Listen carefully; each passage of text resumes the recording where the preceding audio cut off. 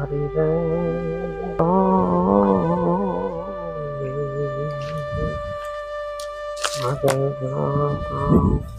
જય સિયારામ બાપુ, એક વાત પૂછું? પૂછો પૂછો માડી, પૂછો પૂછો. હે બાપુ, આખો દી એકલા કેમ બેઠા રહ્યો છો? તમારી પાસે કોઈ આધુનિક સગવડ નથી, તોય તમારા ચહેરા ઉપર એટલી બધી કેમ શાંતિ છે?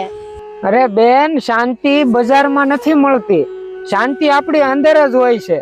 તમારી પાસે તો બધું હોવા છતાં તમારે વળી એની શાંતિ જોતી છે. અમારી પાસે ગાડી, બંગલા, નોકરી બધુંય છે, પણ એક શાંતિ નથી. રાતે હુવા માટે દવા લેવી પડે છે. બાપુ, શાંતિ લેવા માટે મારે શું કરવું પડે? આ બધું છોડીને મારે તમારી જેમ સાધુ બની જવું જોઈએ? નહીં બેન, નહીં. ભગવા કપડા પહેરવાથી કોઈ સાધુ બનતું નથી, અને સંસાર છોડવાની કોઈને જરૂર નથી. તો લ્યો, તમને એની ઉપરથી એક વાર્તા કહું. લ્યો, આ પથ્થરને તમારા હાથમાં પકડી રાખો. હવે તમને કેવું લાગે છે? કાઈ નહીં બાપુ, આ તો હળવો ફૂલ છે. બરાબર. હવે આ પથ્થરને આખો દિવસ પકડી રાખજો. શું થાય છે ને?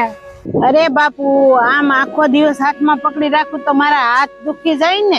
બસ આજ તમારું ટેન્શન છે. તમારા કામમાંથી તમે ફ્રી થતા નથી, તમે એના ટેન્શનમાં રહ્યો છો.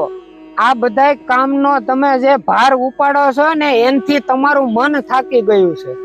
બરોબર છે બાપુ.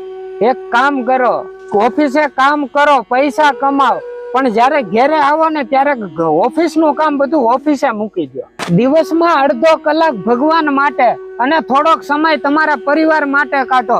સાચો સુખ ન્યા જ છે. તમે બહાર ગોતશો તો નહીં મળે, એ તમારી અંદર જ છે. અરે બાપુ, તમે મારી આંખો ખોલી દીધી. સાધુ બનવા કરતા મનનો મોહ બધો છોડી દેવાનો છે. જો મિત્રો, તમને અમારો વિડીયો ગમ્યો હોય તો અમારી ચેનલને લાઈક કરજો, શેર કરજો અને સબસ્ક્રાઇબ કરજો, અને ફરી આવા વિડીયો માટે અમારા ચેનલમાં બના રહેજો.